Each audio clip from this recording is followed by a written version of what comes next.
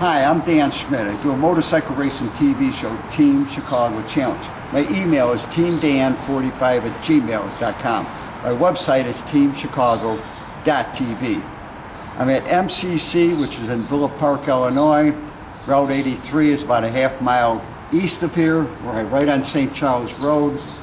And today I wanted to come out and find everything there is to know about the new dirt bikes that Triumph is making. We're also going to talk about the Ducati dirt bikes. Ducati and Triumph, for the last 20 years, people just thought of them as street bikes and some race bikes, but they're going back to their original roots, because I remember when Ducatis were 80cc motorcycles. I remember the cool bike when I was 13, 14 years old was a 250 Ducati Scrambler, and I wanted to continue my exploration of what's going on at MCC. They got a whole line of motorcycles: Ducati, Aprilia, Moto Guzzi. I think that's it. But anyhow, and they also have a Vespa sitting here, which is a whole other story, because anybody knows everything about the old Vespas, it's me, because I restored a Vespa many, many years ago. So we have a great time here at MCC. Don't forget my email, teamdan45@gmail.com. Kenny Abbott is now going to give us a tour of the complete Ducati motocross and off-road 450 line. So give me a quick rundown on the Ducati first. Sure.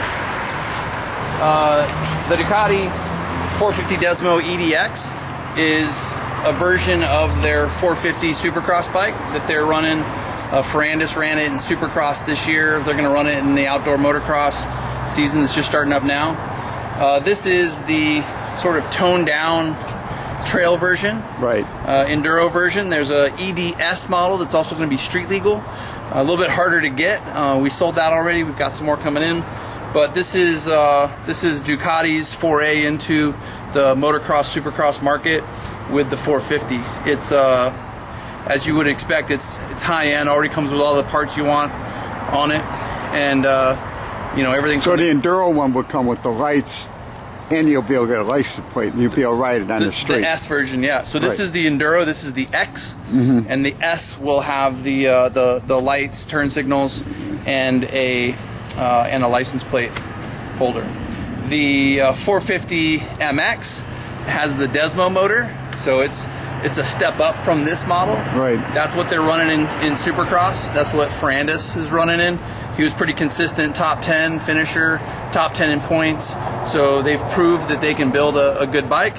Not taking anything away from Ferrandis, but if there was another person with maybe a little bit more experience, they may have done a little bit better in points. This is all Italian made. These engines, everything, and they're not using someone else's engine. No, full Ducati effort. Right. Absolutely. Yep. So as you would expect, everything Ducati does is race focused. It all starts with racing, and just like with the V4, the V4Rs, the V2s, everything they do all along the line, everything is full Italian and expected to do well in the market, and this definitely fits that category. See, because I go back to the old days when Ducati only made singles, and Ducati Scrambler was what people would then go race. And back then, motocross, that's in the days even prior to motocross. So my brother even had a Ducati Diana with clip-ons with a single cylinder. So they're really reverting back to their roots. Good platform, like we said, already comes with all the upgraded parts. This is ready right out of the box. This is, like I said, the 450 Desmo EDX, so it's a step down from the full motocross bike, but already has all the cool components that you're going to want on it right from the factory. So suspension and everything is... Yeah, all the adjustability out of the suspension, even the rear shock, it's ready to go. It's ready to fire up. And when you get it from Motorcycle Center here, it even comes with the Optimate battery lead. So when you're not riding it, just hook it up to your battery tender, keep your battery nice and fresh.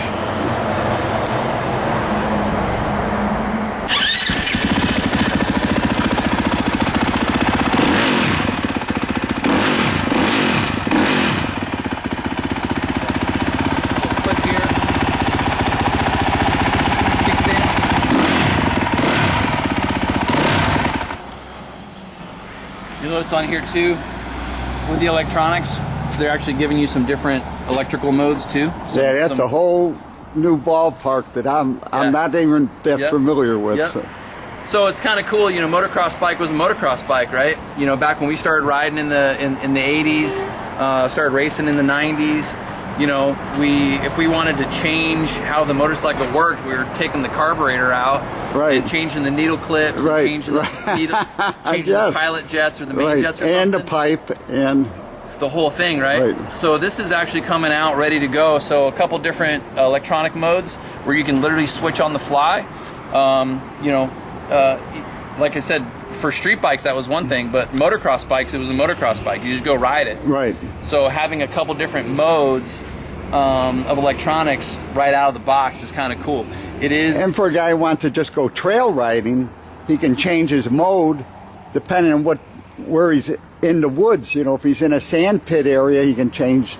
Yeah. So even for a bike like this, you know, you mentioned riding in the woods. Well, if you're riding in the woods, you might want a different map than if you were hitting a little motocross track, right? So we have a handful of motocross tracks near us here in northern Illinois, southern Wisconsin. So being able to take this bike out to either run on the trails or take it to a local motocross park and hit some doubles and triples with it, just by changing the mapping on the fly, you're ready to go. You don't have to do much of anything except, you know, choose the right Dunlop tire. Right. Yep. Or Pirelli tire in this case. Right. So, but yeah, it's ready to go. I mean, you can see. I had a chance to sit down with Kenny to talk about his racing career and how he got into racing in the first place. How did you get involved with motorcycle racing? Yeah, sure. So my dad rode motorcycles when I was a little kid. We used to live in Long Beach and Garden Grove, California. My dad had an old RD 400 Daytona, one of 6 bikes, I guess, that was made for Daytona, that he got in an old Yamaha shop in California. Two-stroke twin. Old two-stroke twin. And when we moved out to Virginia, he got a motorcycle that he would ride to work and back every once in a while. And when I turned 16, I took his bike out and got my license on it. But it was a Honda CB 500 Deluxe with a big windjammer fairing on the front. So you know, I 16, I was still 6'1", 6'2", 160 pounds, and I just wasn't really. I was an athlete, but I wasn't used to that big, tall weight. And we lived on a hill, and so I went out and rode around the block and got back and tipped over, and my dad threw me in the car and we went to the local motorcycle shop, which was Cycle Sport in Herndon, Virginia. And we looked around, and my dad co-signed for a brand new Kenny Roberts 1985 RZ350 two-stroke, yellow and black, factory colors. And that was my first street bike. And which were really fast motorcycles. Yep, two-stroke. I mean, they were made for racing. But a friend of mine in the neighborhood had a Yamaha Radian, which was part of the FZ600 motor. But anyway, he lived a couple doors down, and he said one day, hey, you know, there's motorcycle races like an hour from here in Summit Point, West Virginia.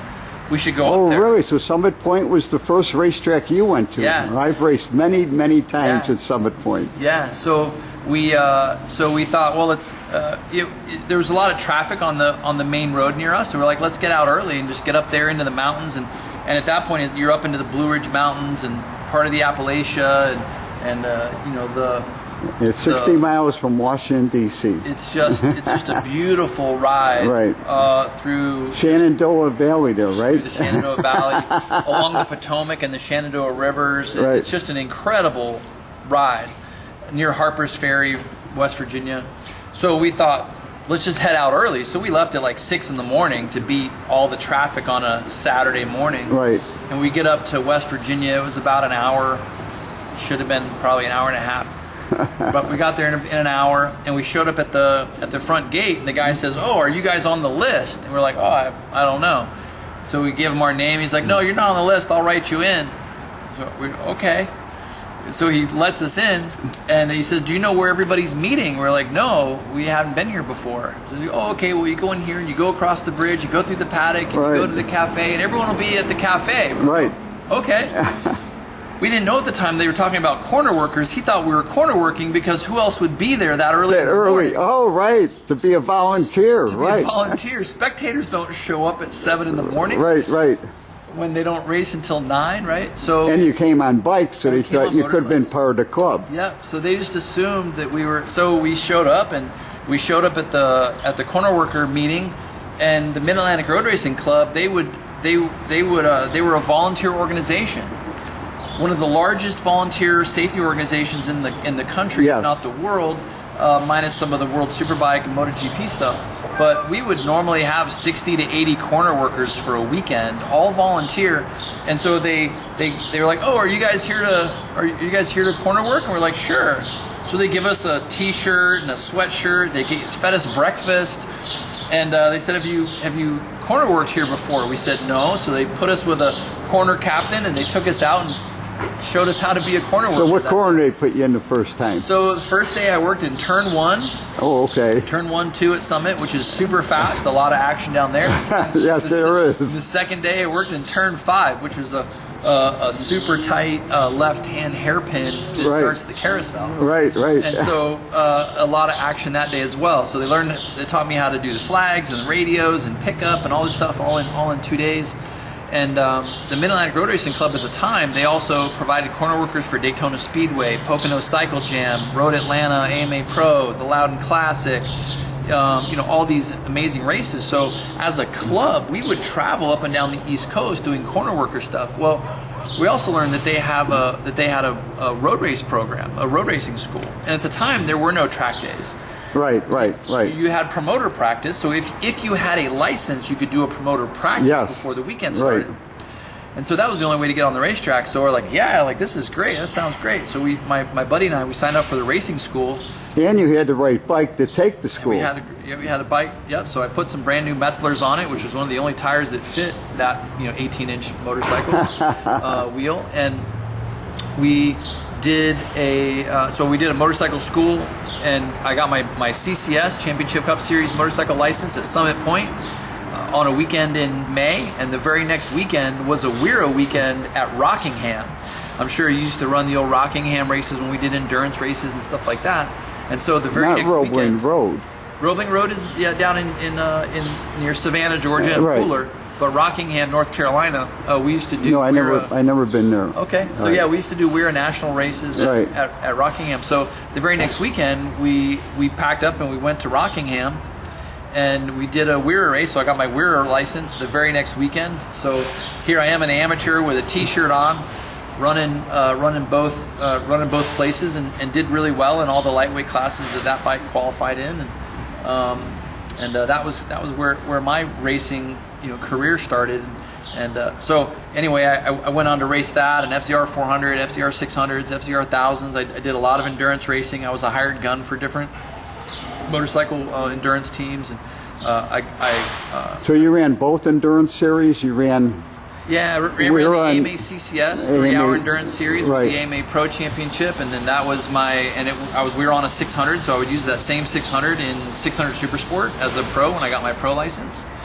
And then also in the Wira National Endurance Championship, where we did a couple 24 hours and all the 4 or 6 hour races. So you ran the 24 hours at Nelson? We did the last 2 24 hours at Nelson, yeah. Okay, yeah, so you were there when Army of Darkness came into being. Great friends of mine. Yeah. Sam Fleming and all those guys are very good friends of mine. Also based at Summit Point Raceway. Right. And if you haven't heard of Army of Darkness, go to Road Racing World, roadracingworld.com, pick up a magazine, and you'll see them in like every other month.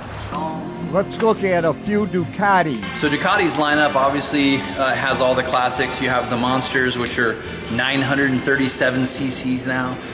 They continue to progress. Of course, well, they used to be 650s, weren't they? Yeah, exactly. Yeah, they're almost. They always have a funny number, right? Right. But yeah, so the Ducati Monsters are still a very popular motorcycle. The Ducati Scramblers are great as well. Nice little platform. And then you get into the Hyper-motards, which is a great platform. This was 698 cc's. It goes up to 950 cc's. Of course. So these are also like a dual sport, Trans-Alp type, more or less? Sort of. They mostly use a hyper-motard bike. They're mostly using those at go-kart tracks and road race tracks. So they're almost always with a 17-inch wheel, 17-inch tire. You rarely see them set up with a dual cross or with a dual sport tire. Right. So hypermoto most all the time is going to see nothing but asphalt. Right. So this is Ducati's RVE. It's a Hypermoto 698. They also come in at 950 cc's, if you could imagine. Next to that, you've got the Ducatis that are winning everything worldwide at the superbike level. This is the famous tricolore in the Italian flag color. So you guys will sell this? This one is sold. It's sold for $65,000. Yes, sir. And that was on consignment. We have another one that's also sold in the back, so we actually sold two. I think Hal sold two in the same week. Well, I was here when Jeff Schwartz picked up his Lamborghini one-off. Yeah. And he told me, I think he said 135,000. So wait, but you get a helmet, but you get an Arai helmet and an Alpine Star jacket with it. The way I phrase it is that if you buy the custom helmet, the custom Arai helmet, and the custom Alpine Star jacket, if you buy those two things, you get the bike for free. And then you move into this is the V4R. So this is literally the model that they're racing at World Superbike and Moto America Superbike levels. This is the bike that's winning everything globally in the Superbike class. Now how many of these you sell? We sell as many as we can get. Okay, there's people to buy them. We sell as many as we can get. Okay, all right. This one just rolled out this week. It'll probably be gone in the next week. This one just rolled out this week as well to replace the one that we sold last week. We sell them as fast as we get them. If anybody wants a motorcycle like this, you have to give us a down payment, and you'll get it in the next run. Right. Unless it just happens to not be sold while it's here. The V4R is the race version. It's going to have all the upgraded components, the Desmo motor, everything else. The standard V4 or V4S, which is going to have upgraded electronics and upgraded suspension. This is the naked version. This is what they call the Street Fighter. So this is the V4 Street Fighter. You'll see it's essentially the exact same motorcycle, just without the race. And it's street legal. Yep. License. All of these are street legal, ready to go. So the Street Fighter V4S is going to be designated S for Sport. It's going to have the... So these are V4s. This is a V4, and the ones we just looked at were V4s. Right. So that's your, it's almost 1,200 cc's. It's going to have your solo seat. But the S model specifically... Well, what is the size for World Superbike? 1,200? Well, it depends on the configuration, right? Okay. They might have a V4, they might have a triple, they might have other things. Right. Obviously, the Japanese are all inline 4 cylinders. Right. This is a V4, so it's a little bit different. Right. Anything with Ducati that's designated as an S is going to have the upgraded Öhlins suspension. Ducati's got a pretty incredible lineup. And MCC was one of the first all-time Ducati dealers going back to the brothers. So. Yeah, it's a fantastic point. Yeah, 1980 MCC. So MCC was actually started in 1976 by Greg and his brother. And in 1980 they became a Ducati dealer, one of the first Ducati dealers east of Mississippi. And so they've been a Ducati dealer ever since. And then we talked about Triumph earlier. When Triumph came back to the United States, they were dealership number 1 of 12 in 1995, and I'm going to show the footage now that you said that of me testing a Triumph back in 1995, and I'm also going to put in the Triumph video that is really outstanding. Yeah, love it. In 1995, Dave Hendrickson and I, the Team Chicago crew, tested the brand new 1995 Triumph Speed Triple. In 1995, Triumph came back into the American market, as you can see me riding the Speed Triple. In 1991, the first Triumph motorcycle was sold in Great Britain. In 1994, the Speed Triple Race Series was created. I believe this is one of the greatest videos ever produced by any manufacturer.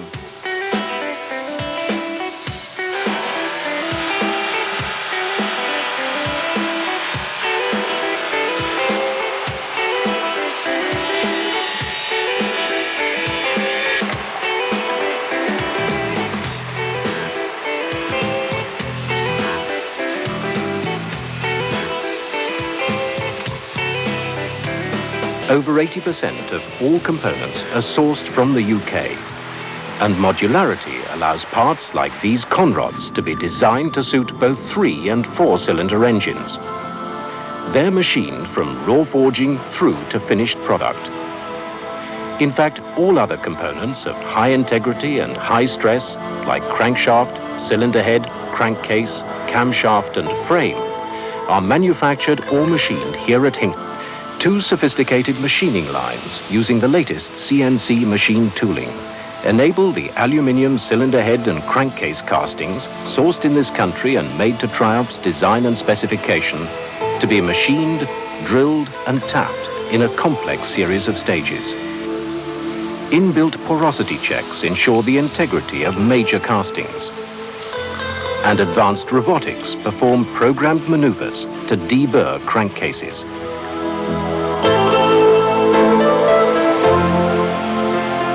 Crankshafts face the same exacting standards, undergoing no less than a 19-stage process, including gear cutting, balancing to ensure outstanding smoothness, plasma nitride hardening for exceptional durability throughout the bike's life, and polishing to a mirror finish. And finally, they're electronically measured to extremely fine tolerances, which have been setting new industry standards. Somebody above me's in a desperate state, some kind of urgency, the kind that won't wait. I say tomorrow, he say today, and the man in my head, well, he tell me no way. Get working. I got 8 little fingers and only 2 thumbs. Will you leave me in peace while I get the job done? Can't you see I'm working? Immediately an engine is assembled, it's put through a comprehensive test covering ignition, compression, vibration, gear change, and numerous other functions. Only then can it be mounted in the frame to meet up with the other components.